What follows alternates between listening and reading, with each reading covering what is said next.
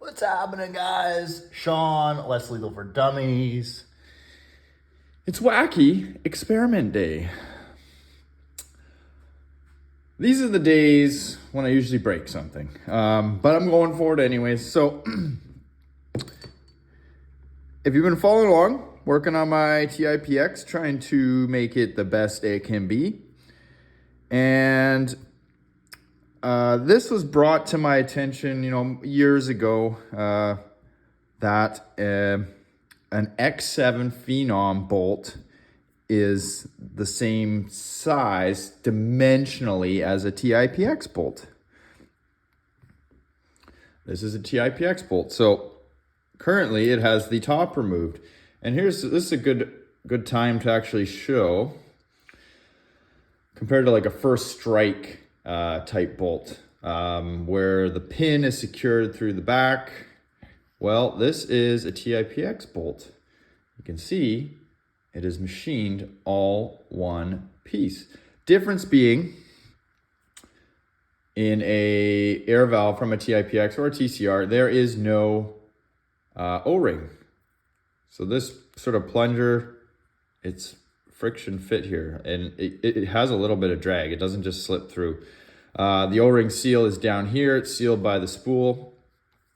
So there is no alignment issue with the TIPX bolts like you have with the First Strike product, that when they're wound up a little bit, they tend to break these pins off because they get in kind of cockeyed like that. You hear that? Oh, that was me, sorry. That was the actual, the fitment there is quite good. So this is a standard TIPX bolt. Unfortunately, I already threw out the tip. This is an X7 Phenom bolt. TIPX bolt, Phenom bolt.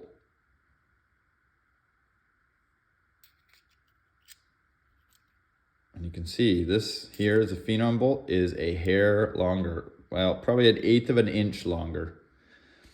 So what I've done is I removed the bolt tip from a TIPX because even though dimensionally these are the same, besides the length, the threads are matching on the inside, the pin on a X7 Phenom is much narrower. So it doesn't have this fitment at all.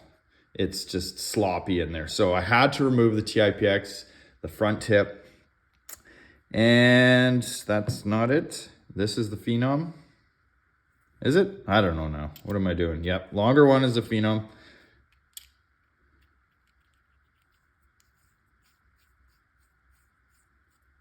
You can see it screws right in. Not quite flush, but it does screw in and bottoms out. You can kind of see I mangled the end. This is a bugger to get out.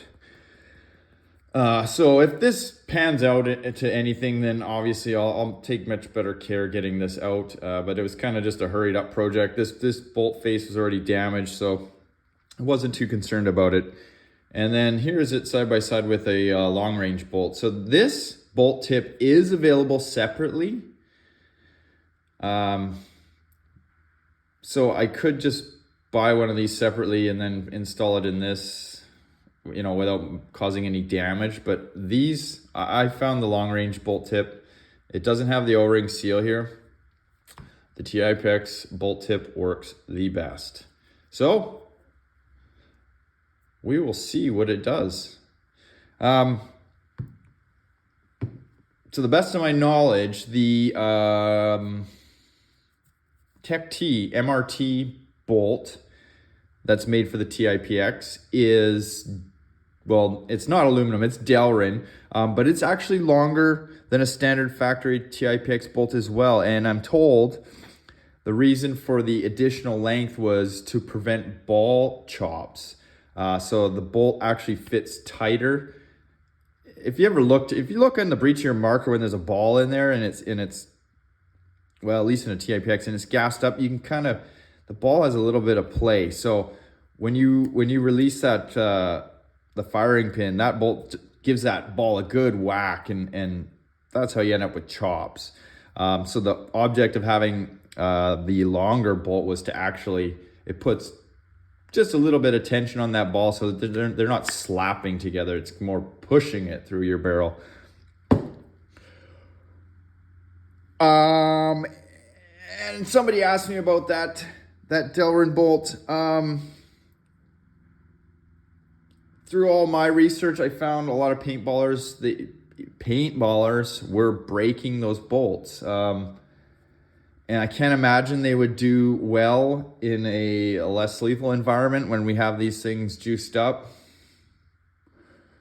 But if this pans out, it's something I might give it a shot and see if there's anything to be realized there, or I'm just throwing $100 away. Mr. LLC is running one of those Delin bolts, so if he's watching, comment. Let me know how that thing's doing. I don't know how much you shoot your TIPX or what have you, but I'd sure love a little update on that bolt, because maybe this turns into something that I'm overlooking completely. So I'll get this swapped into the marker. Well, guys, it's dead before it even started. I had high hopes, but things don't always go as planned. So, Phenom bolt installed. And you can see there,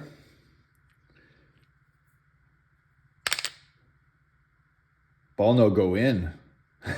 And I've even gone as far as I cheated here and removed the bumper, hoping that I'd be able to squeeze a little more. And as I showed previously there, that bolt face didn't quite screw in flush. But to machine that extra little piece off, it's not something that can be done with a hand file. So yeah, that's it for now. But I will be waiting for those Delin bolt comments, because here is the reason why that concerns me. This is the bolt. Now, my TIPX is wound up pretty high, guys. You can see some of the scoring that has been inflicted on it. Nothing that's affecting it in velocity at all yet. And honestly, I mean, even with plenty of lubrication, there's a good one there. Stuff like this is going to happen. These parts are moving parts, but that would concern me if I had a Delin bolt. So do I throw $100 at one? I don't know. Well, onwards and upwards.